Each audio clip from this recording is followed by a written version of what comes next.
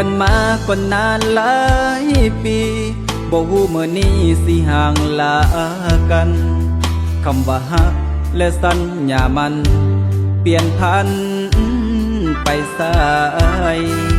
ใจของนางเจ้าสร้างแสนดำที่ลืมคำสัญญาว่าไว้เมื่อเจ้าพอของใหม่ลืมอายคนเก่าเรื่องสองเฮา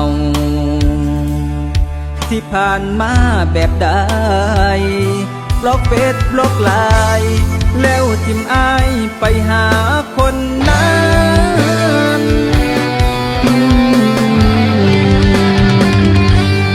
เรื่องมือนั้นต่างกับมือนี้ใจอายปนปีถือเขามาฟันมันเจ็บใจคำเดียวสั้นๆคือว่าเจ้าหักเขาลืมน้องสาอายเฮ็ดผิดเรื่องใดน้อเจ้าน้องจึงเลือกเขาไว้บ่หัวตาห้องให้จนเบิดน้ำตาเจ้ากะบ่เลี้ยวกลับมาตอบเบิ่งพูดแต่เฮิงสิบ่คบกับเจ้าฮักแนวสิเตะมุนขาดเคิงเบิ่งคือหักเฮาคักทำผิดพอกันพอถึงวันที่เขาเข้ามาปันเทวดาก็บ่สำคัญกับเพศเดียวกับพ่อน้องนั้นคือมาเฮ็ดกันได้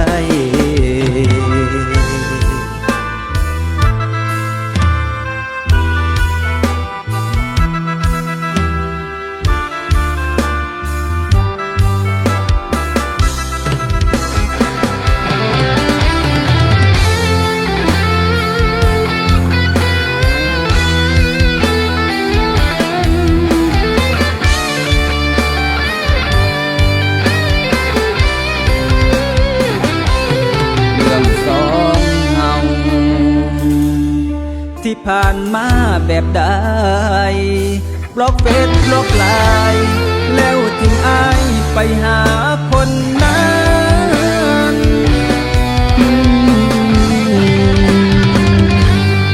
เรื่องมือนั้นต่างกับมือนี้ใจอายปนปีถือเขามาฟันมันเจ็บใจคำเดียวสั้นๆคือว่าเจ้าหักเขาลืมน้องสา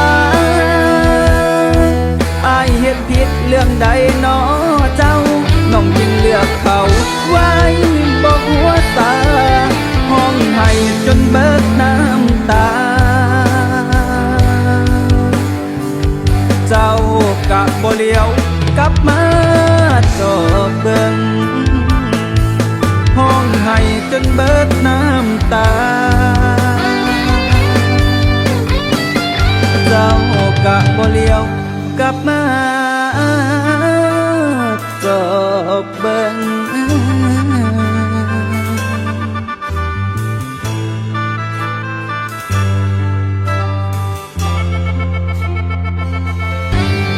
เรื่องมือนั้นต่างกับมือนี้ใจอายปนปีถือเขามาฟันมันเจ็บใจคำเดียวสั้นๆคือว่าเจ้าหักเขาลืมน้องสาอายเฮ็ดผิดเรื่องใดน้อเจ้าน้องจึงเลือกเขาไว้บ่หัวตาห้องให้จนเบิดน้ำตาเจ้ากะบ่เลี้ยวกลับมาจบเบิ่งพูดแต่เฮิงสิบ่คบกับเจ้าฮักแนวสิเตะมุนขาดเคิงเบิ่งคือหักเฮาคักทำผิดพอกัน พอถึงวันที่เขาเข้ามาปันเทวดา ก็บ่สำคัญกับเพศเดียวกับพ่อน้องนั้น คือมาเฮ็ดกันได้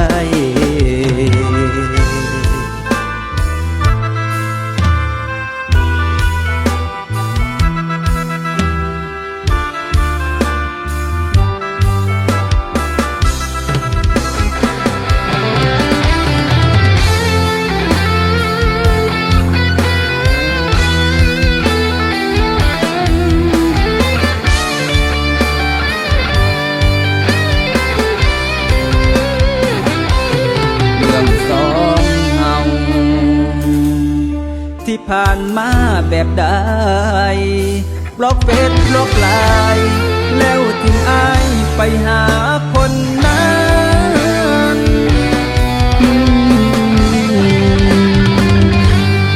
เรื่องมือนั้นต่างกับมือนี้ใจอายปนปีที่เขามาฟัน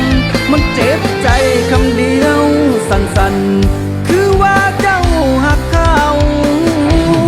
ลืมน้องสาอายเฮ็ดผิดเรื่องใดน้อเจ้าน้องยิ่งเลือกเขาไว้บอกหัวตาห้องให้จนเบิดน้ำตาเจ้ากะบ่เลี้ยวกลับมาจอบเบิ่งห้องให้จนเบิดน้ำตาเจ้ากะบ่เลี้ยวกลับมาจอบเบิ่ง